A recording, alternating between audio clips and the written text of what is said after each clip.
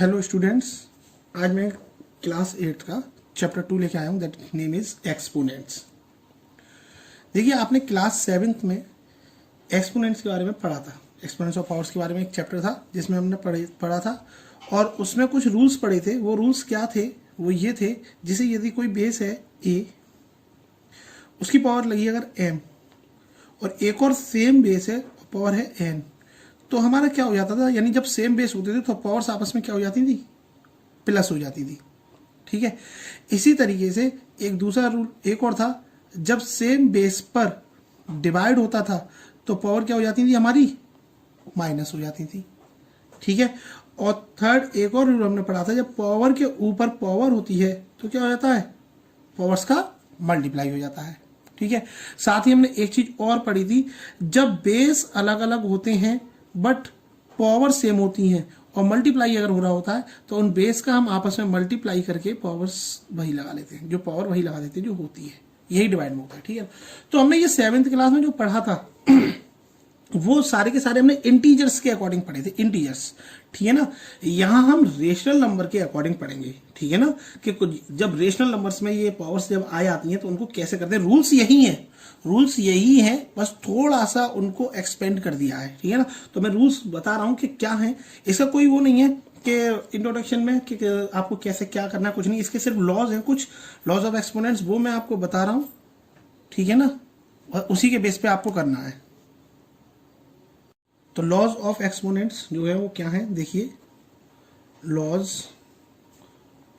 Of exponents. देखिए, बिल्कुल इसी पे ही डिपेंड है, जो जैसी है वैसी ही वो है। जैसे कि फर्स्ट जो है वो क्या है हमारा, अगर कोई एक रेशनल नंबर है a and b, a upon b sorry, ठीक है, उस पर पावर लगी है m की। कोई रेशनल नंबर है a upon b, power m की है, और एक और वही रेशनल नंबर है और जिसपे पावर क्या है? n की है। तो देखो जरा, सेम बेस हो गए तो हम क्या कर देते हैं, यहाँ पर पावर प्लस कर देते हैं। कोई चेंजिंग आई? देख लो जरा, वही है जो ऊपर था, ये बिल्कुल वैसे ही है। ठीक है ना। सिमिलरली हम डिवाइड में करते हैं। रेशनल नंबर अगर a अपॉन b के ऊपर कोई m की पावर लगी है, सॉरी, डिवाइड, और n की पावर लगी है, तो हम यहां पर हम क्या कर देंगे? इन दोनों का माइनस कर देंगे। ठीक है, नेक्स्ट रूल्स देखते हैं ना। ठीक है ना, ध्यान से। पावर के ऊपर पावर वाला जो था हमारा, ठीक है, पावर्स के ऊपर पावर, तो एक रेशनल नंबर है जिसके ऊपर m की पावर लगी है और फिर उसके ऊपर n की पावर लगी है, तो क्या हो जाएगा? उस रेशनल नंबर पे इन पावर्स का क्या हो जाएगा? आपस में मल्टीप्लाई हो जाएगा। ठीक है, नेक्स्ट, अगर कोई रेशनल नंबर है a अपॉन b, ठीक है, और दूसरा रेशनल नंबर है c अपॉन d, ठीक है, और इन दोनों के ही ऊपर m की पावर लगी है। किसकी लगी है? m की। तो हम इसको अलग अलग भी रिप्रेजेंट कर सकते हैं, ऐसे भी लिख सकते हैं, a अपॉन b के ऊपर m की power and c upon d के ऊपर m की पावर। देखो, ये वाला रूल आ गया, जो मैंने ऊपर बताया था वही रूल आ गया, ये वाला। जब बेस अलग अलग है, पावर सेम है, तो दोनों को ऐसे लिख देते हैं। यहाँ पर मैंने थोड़ा अलग तरीके से बता दिया, यहाँ ऐसे बता दिया, पावर सेम है तो मैंने अलग अलग कर सकते हैं। अच्छा, यही चीज डिवाइड में भी वैलिड है। अगर कोई a अपॉन b पे n की पावर लगी है, ठीक है ना, a अपॉन b पे n की पावर लगी है, और डिवाइड में है कोई नंबर c अपॉन d, और उस पे अगर n की पावर लगी है, तो हम इसको ये भी लिख सकते हैं, a upon b upon c upon d, इसके ऊपर n की पावर। ठीक है ना, n या m कुछ भी हो सकता है, मतलब m, और ये मत सोचना सर यहाँ तो m ले रहे थे, यहाँ n क्यों ले लिया। ठीक है, कोई दिक्कत नहीं, आप चाहो तो लो, m लेके चल दो। ठीक है, ओके। नेक्स्ट हमारा आता है रूल्स, लॉ जो आता है वो आता है हमारा नेगेटिव पावर के लिए। अगर कोई रेशनल नंबर है और उस पर नेगेटिव पावर लगी है, कोई रेशनल नंबर है और नेगेटिव पावर लगी है, तो उस नेगेटिव पावर को हम पॉजिटिव में कन्वर्ट करने के लिए हम क्या कर देते हैं? उस रेशनल नंबर को रेसिप्रोकल कर देते हैं। रेसिप्रोकल आपको बताया था पिछले चैप्टर में। ये क्या हो जाएगा? a अपॉन b का b अपॉन a हो जाएगा। ठीक है ना, b अपॉन a। रूल्स याद रखना, रूल्स ही है इसमें जो भी है। मेन चीज आपके इसमें रूल्स है, बस रूल्स अगर याद है तो आपको कोई प्रॉब्लम नहीं होगी। ठीक है, अच्छा, इसके अलावा मोस्ट इंपॉर्टेंट, किसी भी रेशनल नंबर के या किसी भी नंबर या किसी भी अल्फाबेट के ऊपर कभी भी अगर 0 की पावर आ जाए तो उसकी वैल्यू 1 होती है। ये याद रखना। ये जरूरी नहीं रेशनल नंबर ही, किसी भी नंबर के कुछ भी हो, चाहे कुछ भी हो, एक्स हो, एक्स के ऊपर 0 की पावर लगी तो आंसर क्या आएगा 1। 2 है, 2 के ऊपर 0 की वैल्यू है तो क्या 1। ठीक है, बात समझ में आई। तो इसके ये कुछ लॉज है, बस इन्हीं लॉज पे ही डिपेंड क्वेश्चन है। तो मैं सीधे अब एक्सरसाइज पे चलता हूँ, 2A एक्सरसाइज जो आपकी है, ठीक है, उसमें बताता हूँ मैं क्वेश्चन और आप आसानी से फिर कर सकते हैं। ठीक है, ओके। देखिए ये क्वेश्चन है आपका, फर्स्ट क्वेश्चन का 5th पार्ट ले लिया मैंने, -2/3 पे -5 की पावर। अब देखो रेशनल नंबर हम पहले ही पढ़ चुके, नेगेटिव या पॉजिटिव कुछ भी हो सकता है। तो अंदर साइन कौन सा है उस पर मत जाओ, ऊपर देखो क्या है साइन हमारा, क्या है नेगेटिव। तो मैंने अभी बताया आपको नेगेटिव को पॉजिटिव में कन्वर्ट करने के लिए, अभी एक रूल बताया मैंने, क्या था, अगर कोई एक रेशनल नंबर है उस पर नेगेटिव पावर है अगर, तो उसको हम क्या कर देते हैं, रेसिप्रोकल कर देते हैं और पावर क्या हो जाएगी, वो पॉजिटिव हो जाएगी। ठीक है ना। तो देखो यहां भी वही करेंगे हम, -2/3 ही रहेगा। क्वेश्चन उतार रहा हूँ, सॉरी क्वेश्चन उतार दिया मैंने, ये है हमारा। ठीक है, अब देखो क्या करेंगे हम, इस नेगेटिव पावर को हम क्या कर देंगे, पॉजिटिव में कन्वर्ट करेंगे, इसको रेसिप्रोकल कर देंगे। तो ये हो जाएगा 3/-2 पे 5 की पावर। ठीक है, अब हम इसको सॉल्व करते हैं। तो 3 के ऊपर 5 की पावर है तो 3 को 5 टाइम्स, ठीक है, एंड देन -2 के ऊपर 5 की पावर, तो -2 multiply -2 multiply -2 multiply -2 and then multiply by -2। ठीक है, ये देख लो। तो ऊपर मल्टीप्लाई करेंगे, 3 3 9, 3 27, 3 81, 81 3 343, सॉरी 243 अपॉन। अच्छा एक चीज और याद रखिए, जब कभी भी किसी नेगेटिव नंबर के ऊपर जो पावर लगी है अगर वो ऑड है तो उसका साइन चेंज नहीं होता है। ध्यान दो, जब किसी नेगेटिव नंबर के ऊपर जो पावर है वो अगर ऑड है तो उसका साइन चेंज नहीं करते हैं, वही साइन आ जाता है, और इवन है तो साइन चेंज कर देते हैं। ये सिर्फ नेगेटिव नंबर के लिए। तो यहाँ पर ऑड है तो साइन चेंज नहीं होगा, नेगेटिव रहेगा। और इनका सबका मल्टीप्लाई करेंगे, 2 2 या 4 2 या 8 2 या 16 2 या 32। तो देन आंसर क्या आ जाएगा हमारा, 243/-32। ठीक है ना। सब रूल्स के ही ऊपर डिपेंड है, कोई प्रॉब्लम नहीं है। सेकंड क्वेश्चन देखते हैं, इसका इवेल्युएट ही करवा रहा है। इसका 4th पार्ट देखते हैं। सेकंड का क्या दे रखा है, 9/8 पे -3 की पावर इंटू 9/8 पे 2 की पावर, ये दे रखा है। ठीक है, तो अब देखो ध्यान दो, बेस सेम है, बेस सेम है, पावर अलग अलग है। तो कौन सा रूल्स अभी बताया था मैंने, A/B के ऊपर m की पावर इंटू A/B के ऊपर n की पावर जब होती है तो क्या कर देते हैं हम, पावर को प्लस कर देते हैं।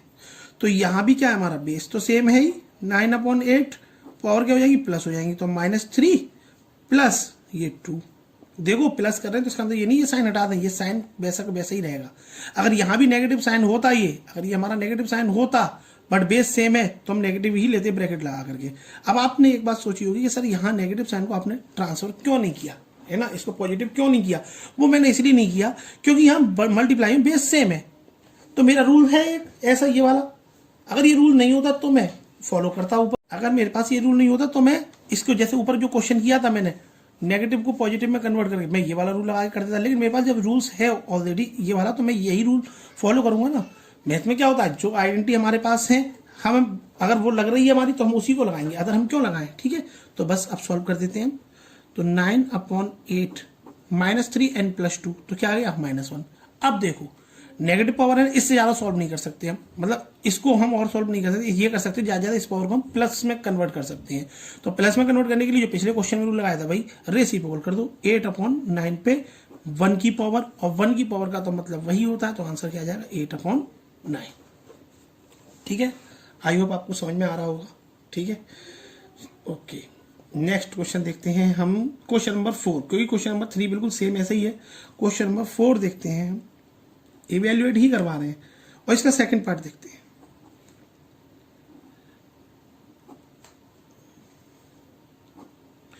-1/3 पे 2 की पावर है, -2 की पावर है, एंड देन -1 की पावर है। देखो ये 2 फिर -2 फिर -1 पावर चल रही है इस तरीके से। तो जब पावर के ऊपर पावर जा रही तो हम क्या करेंगे, पावर का मल्टीप्लाई। तो सीधा ये वाला, जब a की पावर b के ऊपर m की पावर है और इस पूरे के ऊपर n की पावर है, तो क्या हो जाता है रूल हमारा, A/B mn।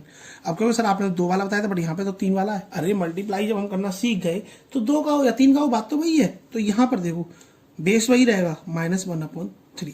अब मल्टीप्लाई कर दो इन सबका पहले आपस में, 2 2 जा 4, 4 1 जा 4, ठीक है। साइन यहाँ प्लस है या माइनस, तो plus minus minus minus minus plus, तो प्लस कोई दिक्कत नहीं लगा रहे। अब अभी मैंने बताया था जब नेगेटिव साइन के ऊपर, नेगेटिव के ऊपर जब इवन पावर है तो साइन चेंज हो जाता है, तो ये क्या हो जाएगा प्लस का साइन। और 1 को हम कितनी भी टाइम मल्टीप्लाई कर दें, 1 तो 1 ही रहता है, और नीचे 4 टाइम मल्टीप्लाई ये कर दो, तो ये हो जाएगा 1/39981। ये आंसर आ गया, ठीक है ना। बात समझ में आ रही है कि ठीक। चलिए आगे बढ़ते हैं। क्वेश्चन नंबर 7 ये दे रखा है आपका 5 के ऊपर -1 इंटू 3 के ऊपर -1, फिर पूरे ब्रैकेट लगा के -1 डिवाइडेड बाई 6 के ऊपर -1 की पावर, ठीक है ना। अच्छा इवेल्यूएट करना है, तो देखो अब यहाँ क्या करेंगे यहाँ कोई बेस सेम नहीं है, ठीक है हमारी, लेकिन पावर सेम चल रही है ऊपर से, ठीक है यहाँ भी सेम है। तो हम यहाँ क्या कर सकते हैं, मैंने क्या बताया था जब पावर सेम होती हैं तो क्या करते हैं पावर वही लगा देते हैं, बट हम क्या कर देते हैं आपस में मल्टीप्लाई, तो हम पहले वही करेंगे। 5 3 जा 15 और पावर क्या आ जाएगी इन दोनों की कॉमन -1। लेकिन यहाँ पर इस पूरे के ऊपर भी क्या दे रखी है -1 की पावर दे रखी है, दे रखी है नहीं दे रखी है, और फिर इस पूरे से डिवाइड हो रहा है किसके 6 की पावर -1 से, ठीक है ना। ये थोड़ा कर्ली ब्रैकेट लगा दे रहा हूँ मैं यहाँ पर इस तरीके से, ठीक है। अब देखो पावर के ऊपर पावर है, पावर के ऊपर पावर है, क्या करेंगे हम मल्टीप्लाई पावर का, तो -1 क्या हो जाएगा ये +1, ठीक है। तो 15 के ऊपर 1 की पावर है, लगाओ या मत लगाओ कोई दिक्कत नहीं। यहां 6 के ऊपर -1 की पावर है, तो इस नेगेटिव पावर को मुझे क्या करना है पॉजिटिव करना है, तो क्या कर दूंगा मैं 1/6 कर दूंगा, ठीक है, ऊपर 1 की पावर कोई दिक्कत नहीं है। अब ये क्या हो गया एक डिवाइड, पिछले हमने रेशनल नंबर वाले चैप्टर में पढ़ा था, इसको डिवाइड को कैसे करते हैं नॉर्मली बिल्कुल सिंपल तरीके से हो जाएगा। अब तो ये 15 × 6/1 डेसिमल कर देते हैं अगेन, तो आंसर क्या आ जाएगा हमारा 90, ठीक है। देखा कितना सिंपल है, कोई नहीं रूल्स अब आपको अगर याद है तो आप कुछ नहीं, आप आराम से कर सकते हैं, कोई प्रॉब्लम नहीं आएगी। आप इस एक्सरसाइज के सारे क्वेश्चन कर सकते हैं, बस एक अलग टाइप का क्वेश्चन है वो मैं बता रहा हूँ। 9 और 10 2 क्वेश्चन है आपके एक्चुअल में, ठीक है। तो मैं क्वेश्चन नंबर 10 बता रहा हूँ जिसमें वैल्यू फाइंड करनी है एक्स की, ठीक है। क्वेश्चन नोट करता हूँ मैं यहाँ पर पहले, ये क्वेश्चन है find the value of x for which, ये क्वेश्चन दे रखा है 4/9 पे 4 इंटू 4/9 -7 4/9 2x -, इसमें हमें वैल्यू फाइंड करनी है किसकी एक्स की, ठीक है। एक्स की वैल्यू फाइंड करनी है, कैसे करेंगे, देखो दोनों तरफ बेस सेम है, जब दोनों तरफ बेस सेम है और वैल्यू फाइंड करनी है हमें पावर से, तो हमें क्या करना है कि बेस को सिंगल टाइम लेके आना। सिंगल टाइम का मतलब समझते हो जहां पर अकेला बेस है तो यहां भी अकेला ही लेके आना है, 2 बार है, तो यहाँ बेस सेम है हमारा, तो पावर क्या हो जाएगी +4/9 पे प्लस करेंगे तो प्लस, और ये -7 तो ऐसे ही रहेगा, ये 4/9 2x -1, ठीक है। अब ये 4/9 इस पे करेंगे 4 प्लस माइनस क्या हो जाएगा ये -7, ठीक है। ये हो जाएगा 4/9 2x -1, ठीक। तो 4/9 सॉल्व करेंगे, क्या बच रहा है हमारा -3 एंड 4/9 2x -1। अब बस यहाँ पर जो गलती करते हैं स्टूडेंट, वो क्या मिस्टेक करते हैं मैं बता रहा हूँ। वो मिस्टेक वो ये कर देते हैं अधिकतर स्टूडेंट कि जब यहाँ नेगेटिव पावर आ गई तो इसको तुरंत ही पलट देते हैं, रेसिप्रोकल कर देते हैं पॉजिटिव के लिए, क्यों, क्योंकि उनके पास इसका लॉ है, ठीक है। लेकिन फिर वहां पर क्या होती है, हमारी जो वैल्यू हमें फाइंड करनी है एक्स की वो एक्चुअल नहीं आती है। क्यों नहीं आती है, क्योंकि एक्स की वैल्यू हम तभी निकाल सकते हैं जब दोनों तरफ बेस सेम हो, दोनों तरफ बेस सेम हो, ठीक है ना। क्यों, जब इनके दोनों की बेस सेम है तो इनकी पावर भी क्या होगी इक्वल होगी। ये रूल्स होता है कि जब इक्वल टू के इधर उधर सिंगल बेस हैं, उनके बेस अगर सेम है तो उनकी पावर भी क्या होगी सेम होगी। जब पावर सेम होगी तो इसका मतलब हम लिख सकते हैं इसको 2x -1 = -3 on comparing the power, ठीक है ना। क्यों किया है ध्यान दो, जब बेस सेम है तो पावर्स भी क्या होती हैं सेम होती है, यानी इक्वल होती हैं, इक्वल। तो on comparing the powers 2x -1 = -3, मैंने बेस हटा दिया, ये मान लो कि इससे ये कट गया, ऐसे करके मान लो, लेकिन बट काट मत देना गलत हो जाएगा। मान लो इससे ये कट गया तो बचा क्या 2x -1 = -3। बस अब x की वैल्यू निकाल दो, आपको अलजेब्रिक एक्सप्रेशन अच्छे से आते हैं। -3 + 1, ये -1 इधर जाकर ट्रांसफर कर दिया तो 2x = -2 देन x = -2/2। आंसर क्या आ गया -1। तो x की वैल्यू यहां पर हमारी क्या आ गई -1। ठीक है, तो ये 2A एक्सरसाइज थी जो आपकी लॉ ऑफ एक्सपोनेंट्स पे डिपेंड थी पूरी, जिसमें आप आसानी से कर सकते हैं। ठीक है, इसके बाद नेक्स्ट एक्सरसाइज और आती है, 2 ही एक्सरसाइज है, काफी छोटा सा चैप्टर है, कोई दिक्कत नहीं। स्टैंडर्ड फॉर्म में हम कैसे लिखते हैं, किन्हीं भी नंबर को हम स्टैंडर्ड फॉर्म में कैसे लिखते हैं, तो मैं वो बताता हूँ आपको। नेक्स्ट टॉपिक मेरा वही है, नंबर्स इन स्टैंडर्ड फॉर्म। तो देखो मैंने यहाँ पर कुछ लिखा है, वो मैं आपको पढ़ के बताता हूँ।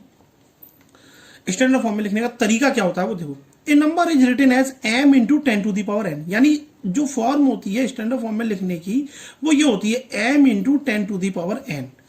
आपने साइंस में भी पढ़ा होगा, अभी थोड़ा बहुत स्टैंडर्ड फॉर्म में जब लिखते हैं हम 10 की पावर में लेके चलते हैं इंटू और मल्टीप्लाई करते हैं किसी नंबर से m से।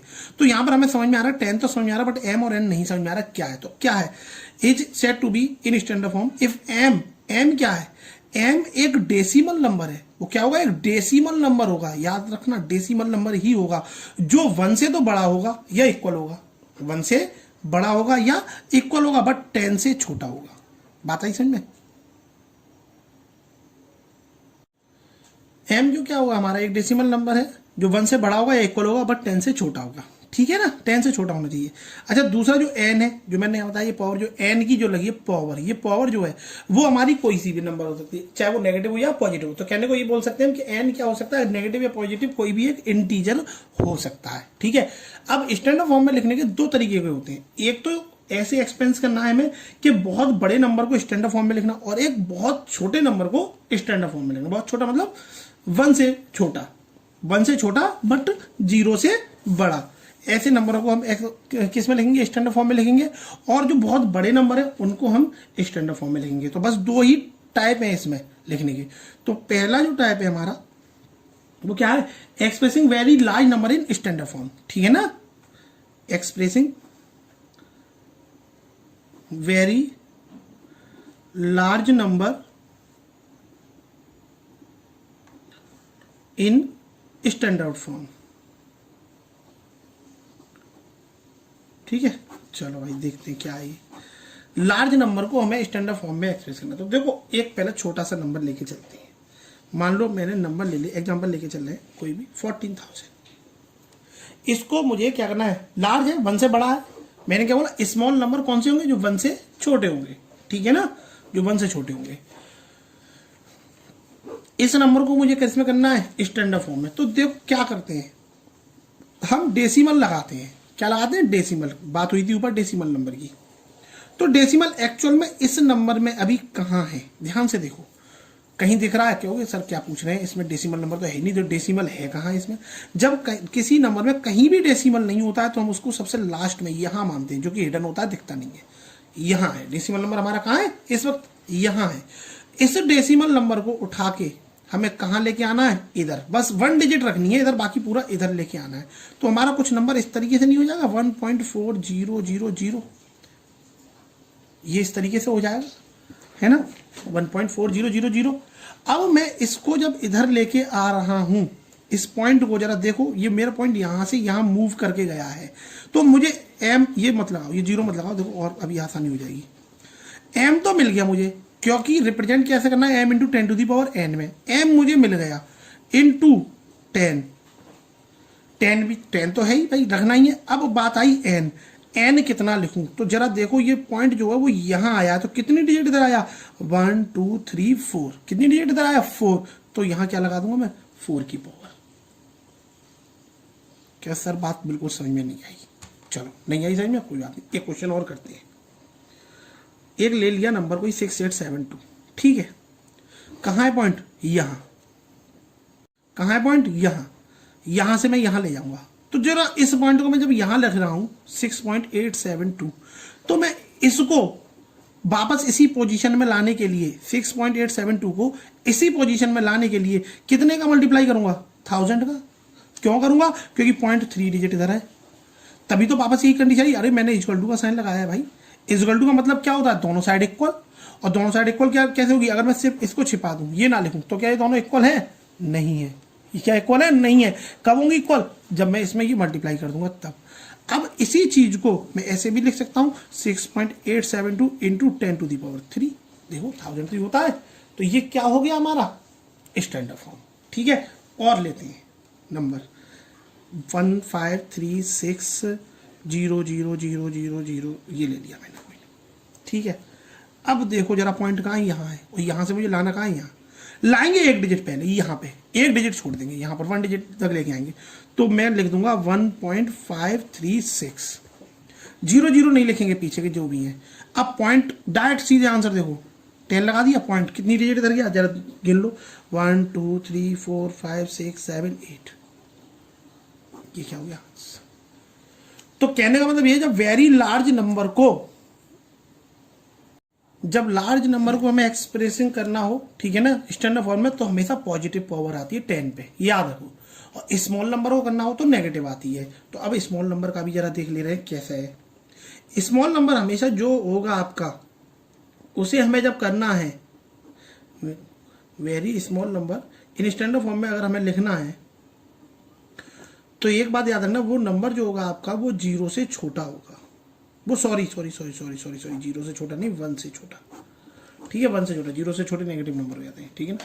हालांकि नेगेटिव नंबर को भी हम लिख सकते हैं स्टैंडर्ड फॉर्म में, ठीक है। तो जैसे नंबर लिया मैंने 0.00002, इसको मुझे स्टैंडर्ड फॉर्म में लिखना है। तो अब देखो जरा, एक बात याद रखना, स्मॉल जो नंबर होते हैं ना, उनमें पॉइंट होता है, वो पॉइंट हमारा मूव करेगा इधर की तरफ। ऊपर जो नंबर थे उनमें इधर मूव कर रहा था, पॉइंट था नहीं, बट हमें पॉइंट अपनी तरफ से मानना पड़ रहा था, लास्ट में इधर मूव कर रहा था। यहाँ पॉइंट हमारा इधर मूव करेगा। तो और हमने पहले ही बताया एक डिजिट इधर रखेंगे, तो इस पॉइंट को मैं सबसे लास्ट में अगर लेके जाऊंगा तो कितना हो जाएगा, 2.0, है ना, 2.0 हो जाएगा, है ना। तो भाई एक डिजिट तो ही रखनी है, कोई बात नहीं, हम रख देंगे 2.0 को हम 2 भी लिख सकते हैं, कोई दिक्कत थोड़ी ना, लिख दिया। इनटू 10 की पावर जो हमारा आएगा वो क्या आ जाएगा, कितनी डिजिट इधर गया, देखो जरा 1 2 3 4 5, तो 10 की पावर -5। अब ये माइनस क्यों आया, देखो इसको मैं थोड़ा सा समझा देता हूँ, इसी चीज को दूसरे एग्जांपल से समझाऊंगा, लेकिन चाहे इसी में देख लो। मैं अगर, चलो दूसरा ले लेते हैं, 0.00015, ये कोई एक नंबर ले लिया, ठीक है, इसको मुझे एक्सपेंड करना है। अभी इसका देखो आंसर डायरेक्ट अगर लिखूंगा तो कितना आएगा, 1.5 इंटू 10 की पावर, देखो 1 2 3 4 -4, ठीक है। ये कैसे आया, अब देखो इसी क्वेश्चन को मैं नीचे 1 मान सकता हूं, ठीक है। यहां से पॉइंट हटाया, कितनी डिजिट है, 1 2 3 4 5, 1 2 3 4 5, ये लिख सकता हूं। तो क्या हो जाएगा मेरा 15/10 की पावर क्या हो जाएगा, 5 हो जाएगा, ठीक है। अब अगर इसको थोड़ा सा मैं चेंज कर दूं, इसको ऐसे लिख दूं, तो कोई दिक्कत नहीं है। इससे मैं इसमें डिवाइड करूं तो कितनी बार चला जाएगा, 1.5, तो 1.5 और 10 की पावर 4 नीचे, इसको ऊपर जब लेके आऊंगा तो ये नेगेटिव रेंज हो जाएगी। अभी मैंने बताया था लॉ में, तो देख लो जरा आंसर वही आ गया नहीं आ गया। तो अब मैं एक सिंपल सा फंडा बता दूं आपको, सिंपल सा, व्हेन, देखो याद रखना, ये नोट जो मैं बता रहा हूं इसको याद रखना, when decimal move from left to right, left to right, याद रखो, लेफ्ट टू राइट जब मूव कर रहा है डेसिमल, जब लेफ्ट टू राइट मूव कर रहा है decimal, then the power of 10 will be negative, ठीक है। जो हम 10 की पावर लगाते हैं लेफ्ट टू राइट जब पॉइंट जा रहा है तो नेगेटिव लगाएंगे, ठीक है ना। कितनी आएगी वो डिजिट पे काउंट करती है, ठीक है। और इसके अपोजिट जस्ट क्या हो जाएगा, when decimal move from right to left, from right to left, then the power of 10 will be positive. कहने का मतलब जो मैंने सबसे ऊपर जो बताया था, ये m इंटू 10 की पावर n, ये बताया था। तो ये n जब लेफ्ट टू राइट जाएंगे तो क्या होगा हमारा, पॉजिटिव, वो सॉरी नेगेटिव, और राइट टू लेफ्ट जाएंगे तो क्या होगा हमारा, पॉजिटिव, ठीक है ना। बस ये आपको ये 2 पॉइंट बस याद रखने, बाकी तो प्रैक्टिस करोगे क्वेश्चन की, अपने आप सारी चीजें आ जाएंगी, ठीक है ना। तो 1-2 क्वेश्चन देखते हैं एक्सरसाइज के नेक्स्ट के आपकी के। बस फिर चैप्टर खत्म। तो देखिए मैंने दोनों ही रूल्स पे क्वेश्चन ले लिए हैं, आपकी एक्सरसाइज की ही है, राइट इन स्टैंडर्ड फॉर्म। इसको भी स्टैंडर्ड फॉर्म में लिखना है, इसको भी स्टैंडर्ड फॉर्म में लिखना है, ठीक है।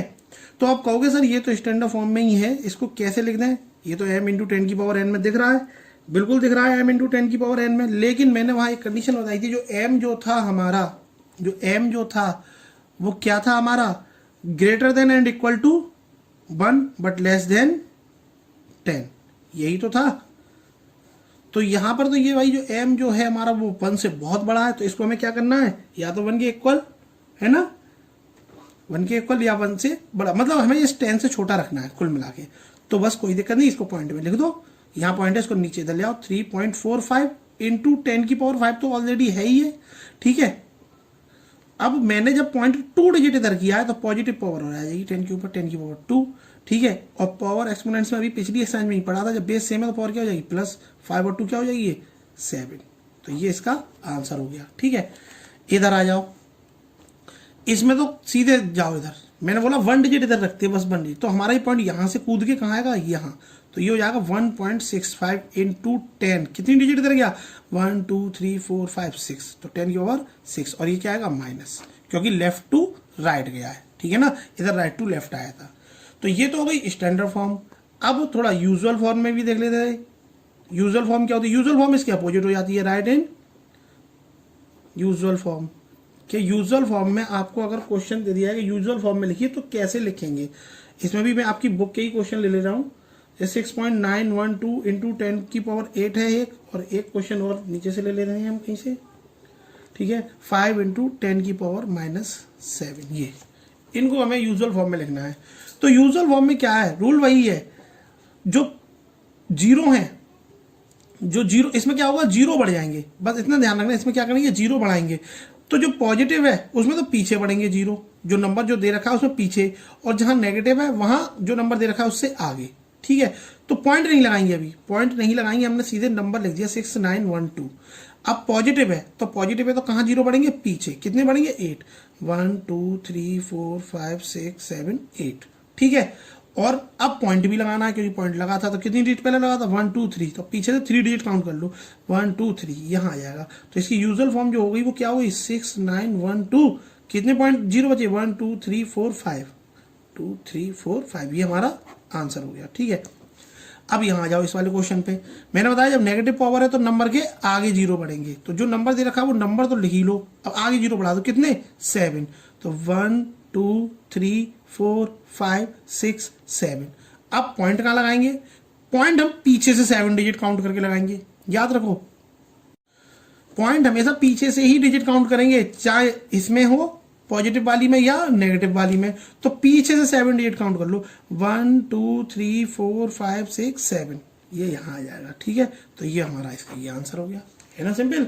तो बस इसमें कुछ नहीं है, यही थे आपको मैंने 2A एक्सरसाइज में जो पिछली एक्सरसाइज में मैंने जो आपको लॉज ऑफ एक्सपोनेंट्स बताए थे, उन लॉज को ध्यान रखना है, जिसपे आपकी बहुत काम आएंगे ये लॉज, आगे तक आपके 9 10th में सभी में काम आने वाले हैं।